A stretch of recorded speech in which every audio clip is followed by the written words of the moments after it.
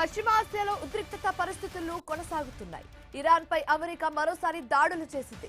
ఆ దేశంపై విరుచుకుపడ్డామని అమెరికా అధ్యక్షుడు డొనాల్డ్ ట్రంప్ ప్రకటించిన గంటల వ్యవధిలోనే ఈ పరిణామం చోటు చేసుకుంది. హార్ముజ్ జలసంధిలో నౌకలపై దాడులకు ప్రతీకారంగా ఈ చర్యలు తీసుకున్నామని అమెరికా సైన్యం వెల్లడించింది.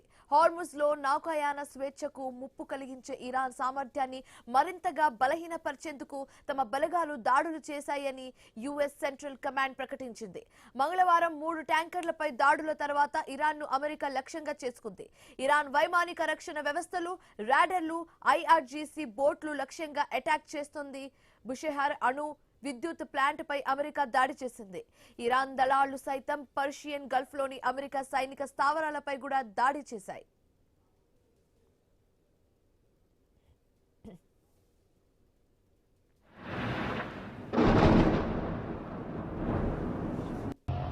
Вой!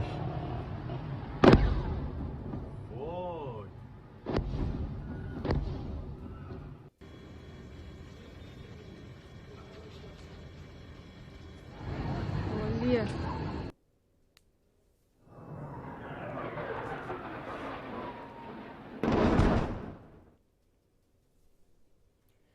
పశ్చిమ ఆసియాలో ఉద్రిక్తత పరిస్థితులు కొనసాగుతున్నాయి. ఇరాన్ పై అమెరికా మరోసారి దాడులు చేసింది. ఆ దేశంపై విరుచుకుపడతామని అమెరికా అధ్యక్షుడు డొనాల్డ్ ట్రంప్ ప్రకటించిన గంటల వ్యవధిలోనే ఈ పరిణామం చోటు చేసుకుంది.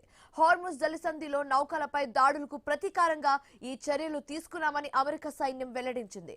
హార్ముజ్ లో నౌకాయాన స్వేచ్ఛకు ముప్పు కలిగించే ఇరాన్ సామర్థ్యాన్ని మరింతగా బలహీనపరిచేందుకు తమ బలగాలు దాడులు చేశాయని యుఎస్ సెంట్రల్ కమాండ్ ప్రకటించింది. మంగళవారం 3 ట్యాంకర్లపై దాడుల తర్వాత ఇరాన్ను అమెరికా లక్ష్యంగా చేసుకుంది. ఇరాన్ వైమానిక రక్షణ వ్యవస్థలు, రాడర్లు, ఐఆర్జీసీ బోట్లు లక్ష్యంగా అటాక్ చేస్తుంది. అండ్ అలాగే బుషెహర్ అణు విద్యుత్ ప్లాంట్ పై అమెరికా దాడి చేసింది. ఇరాన్ దళాలు సైతం పర్షియన్ గల్ఫ్ లోని అమెరికా సైనిక స్థావరాలపై దాడి చేశాయి.